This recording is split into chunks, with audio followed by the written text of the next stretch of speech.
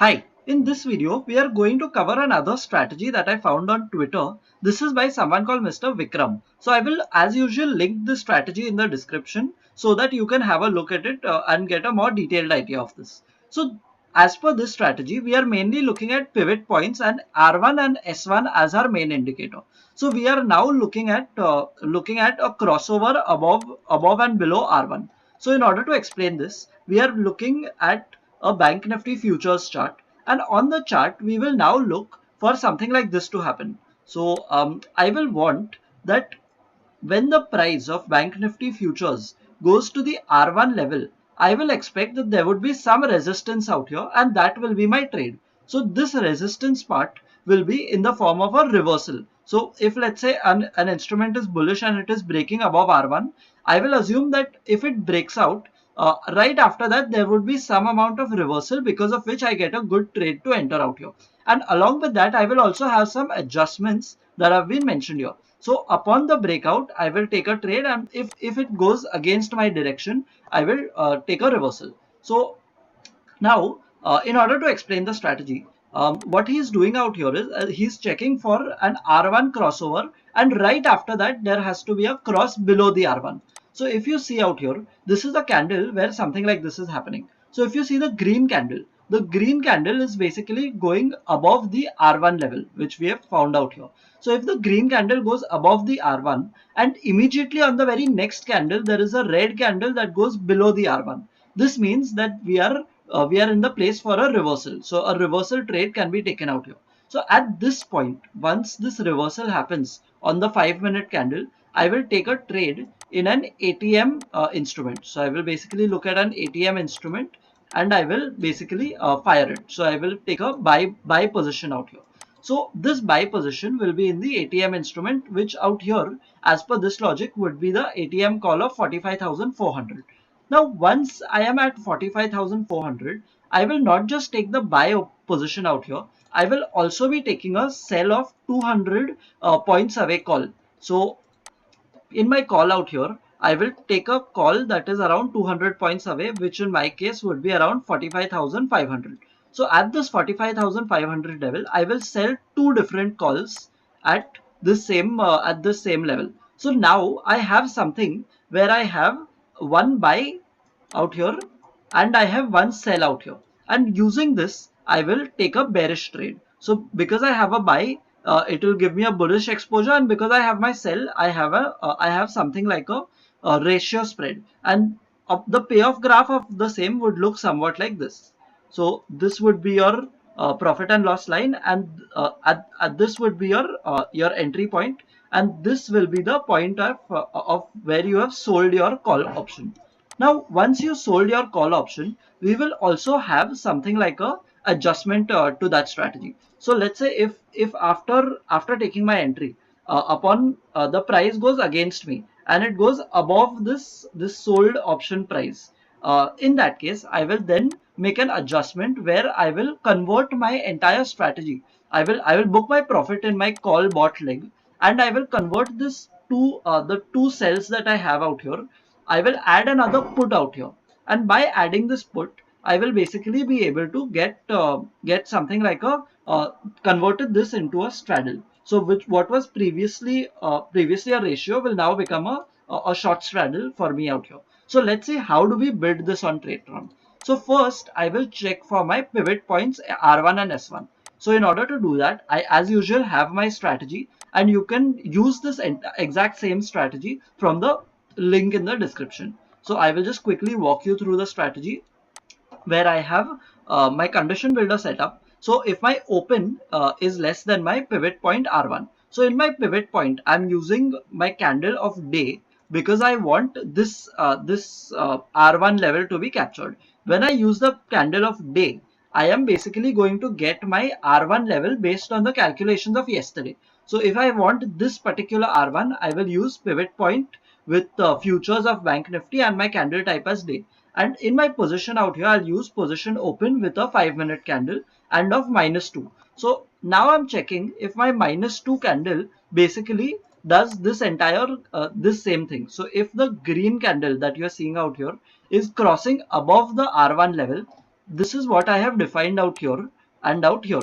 So if my open of the green of the candle is less than the pivot point, and if the close is more than the pivot point, which you can see happening out here, in that case I will take a my first two conditions will be true. My second two conditions are, if my open of the -1 candle, which means out here this red candle, if the open of this red candle is more than the pivot point level, which is out here, and if the close is less than the pivot point level, which is out here, in that case I will take my trade. And of course the last condition will be if time is greater than 9:25. So in this case I will take a trade. Now what trade will I take? I will take a buy trade of a call of Bank Nifty options out here. So I will take a ATM call that I will buy. This is so that I can get a long exposure, and along with this I will also take a sell position. So in my sell, I will take a sell which is 200 points away from the current strike. So in my strike FX, I have used a keyword called ATM, and out here I have selected 2 because I want a 200 point away strike to be traded. Um, Now, after doing this, I will look for my adjustment. So in my adjustment, my logic is that whenever I take a trade, and after that, if the Bank Nifty's futures goes above the sold call level, so let's say if I sold a call at 45,500, and if the futures goes above the 45,500 mark, in that case I will square off my buy position because that will be in a profit, and I will take to sell position of put. So in my repair ones, I am basically adding a condition for traded instrument. So I'm checking if traded instrument has happened. So if my entry has happened, and then I'm checking if LTP is more than traded instrument strike, which I traded out here. So if my LTP is more than the sold strike, in that case I will take my adjustment. So now my adjustment is quite straightforward. I am squaring off the call that I had bought. So this call that I had bought, which would be profitable by now, I'm squaring off this call, and after that I am also taking two short positions in a put. So this put is what I'm going to short, and my strike FX will be the traded instrument that I selected, the strike that I selected of my initial position. So what I had sold here, the Bank Nifty call option that I had sold out here, I want to short a put of the same strike as of my call out here. So if my call was at 45,500, I will short a put at 45,500, and because of that it will become a short straddle like you can see out here. And on that short straddle, I now have my final adjustment that if in case my short straddle happens, I have a 20% combined premium stop loss on this thing. So in order to do my 20% combined premium, I have a condition out here which is a math operation. So if a math operation of LTP of traded instrument name 112 and LTP repair once 112, if that is more than the traded instrument of 112 entry and the traded instrument of 112 repair once multiplied by number 1.2, in that case I will have my 20% combined premium stop loss. So this will basically allow me this entire same strategy to be done. Now the same thing can happen on the put side also. So on the put side, I'm using the exact same strategy, except I am using instead of my S1 level, I instead of R1 level out here, I'm using S1 because I'm looking at the downside. So I've used pretty much the same thing. When you duplicate the strategy from the link that I've shared in the description, you will be able to find the same thing.